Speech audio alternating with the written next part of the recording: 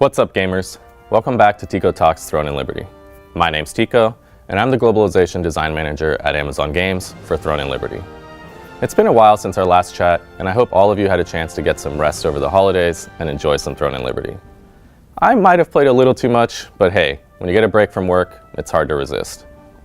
I want to start by thanking all of you for your patience during that holiday period. I know how eager you are to hear from us about many topics, and today we're going to address some of them. So grab your favorite drink and let's dive right in.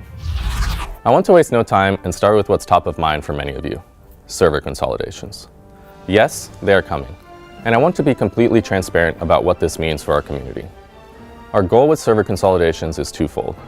First, it's to ensure we maintain the competitive landscape within servers. And second, we want to widen the pool of people that can play together on each server.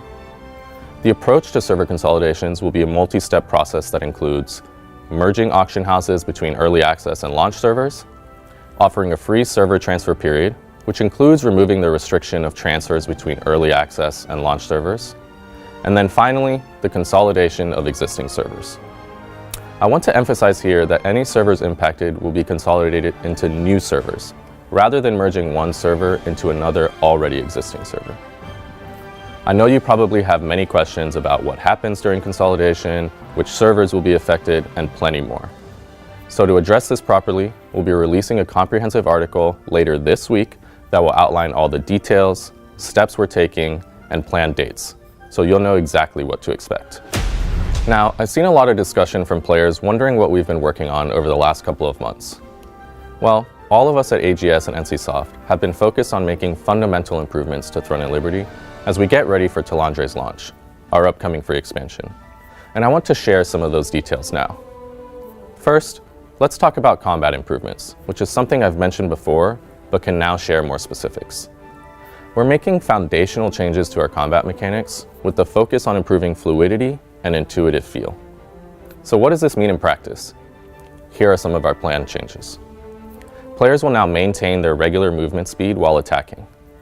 We're eliminating the functionality that forces your character to face your target when attacking, and introducing line of sight requirements to attack players and monsters. Movement controls will now be consistent both in and out of combat. Did anyone say backpedal? We're increasing base melee attack range and changing from camera-based to character-based relative movement. Additionally, we're making core changes to our targeting system, so you can expect targeting to feel more natural and intuitive when tab targeting, and more responsive and precise when targeting with mouse clicks. These changes are going through multiple rounds of extensive testing to ensure we deliver the highest quality combat experience we can. We're targeting for all of these combat changes to arrive with Talandre. The next major improvement I want to discuss is open world PvP. One of Throne and Liberty's core elements is epic scale open world PvP. While this vision has worked well with our castle sieges, and our PvP community is having a blast there, we've noticed something interesting, and that's the incredibly positive reception to our guild versus guild content. That's also coupled with concerns about how alliances and mega alliances are continuing to impact the overall PvP experience. So, in an effort to lean into guild versus guild content and make their distribution of rewards more fair, we will be making major changes to how field bosses work. Field bosses will transition from an open world PvP format to a guild versus guild format, similar to what you may have experienced in inter-server Riftstone battles, where two guilds will be matched 1 versus 1 in a boss fight. As Throne and Liberty continues to evolve, we want to adapt content to lean into what players are organically enjoying, and I'm personally very excited and optimistic about this new direction. This is a substantial change, and we're still fine-tuning the matchmaking and reward system. So look forward to February when we'll share more detailed information. Now I'd like to talk about a few topics that I've seen a lot of speculation about in the community and address them directly, starting with Tier 2 gear.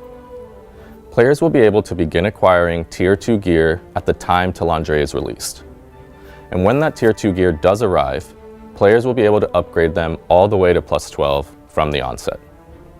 The ability to increase gear to +12 will also apply to Tier 1 Arc Boss weapons, and yes, these weapons will also be buffed to match the power of Tier 2 weapons. The other speculative topic I wanted to cover is the new weapon mastery system that many of you have probably heard about from the Korean service.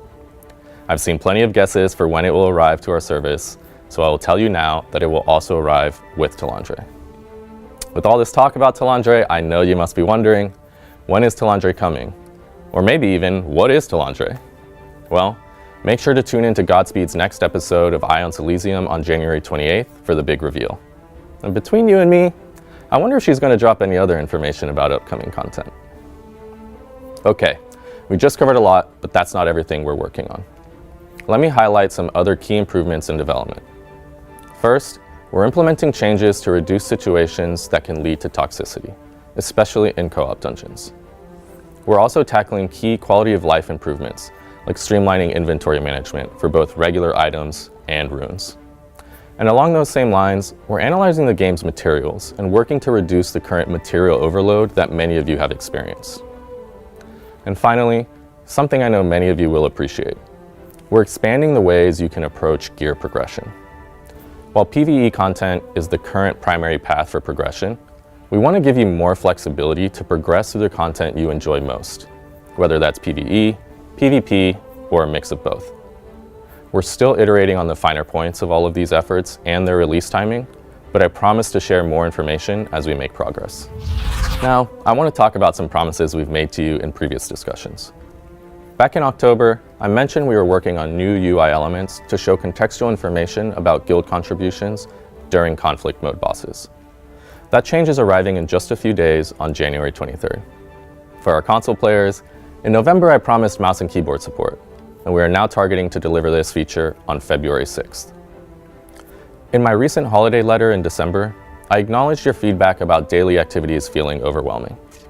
Let me share some initial steps we're taking to address this. Starting January 23rd, you'll be able to open normal end-of-dungeon chests even when doing dimensional trials. Then, on February 13th, we're adding the ability to open multiple chests within a single dungeon run. This change will be initially applied to 1-star dungeons. We're still working on improvements for contracts and Abyss dungeons. For Abyss dungeons specifically, our focus is less on reducing time spent inside of the dungeons and more on improving the fun factor of the dungeons themselves. On January 23rd, we're adding nighttime chests to Shadowed Crypt for our PvP players to compete over. I'm expecting we'll be able to share more details next month about more of the changes coming to Abyss dungeons that impact all of our players. Let's jump over to Castle Siege timing. Based on your responses to our recent survey, it's clear that players want sieges to occur later in the day. With our upcoming maintenance this week, a new Castle Siege start time of 8 p.m. will be reflected in the in-game schedule. This change will impact the Castle Siege on January 26th and all subsequent sieges. And speaking of surveys, I want to remind you how seriously we take your survey feedback. As you can probably tell from today's topics, many of these changes came directly from your feedback in our survey. So please keep giving us that feedback. And thank you all again for your continued feedback across all of our platforms. If you haven't already, please help us out by leaving a review on your game's platform. We're going to continue to do our best to listen to your feedback, action that feedback, and communicate with you openly and honestly. All right, and now that brings us to our community question. Throne and Liberty currently has cooking and fishing, but if you could add any other form of lifestyle content to Throne and Liberty, what would it be? I'm really curious to hear your thoughts on this one. Please like and subscribe if you want to see more of these videos. I read each and every comment, so please let us know what you think down below in the comments. Thank you so much for watching, and I'll see you in Silesium.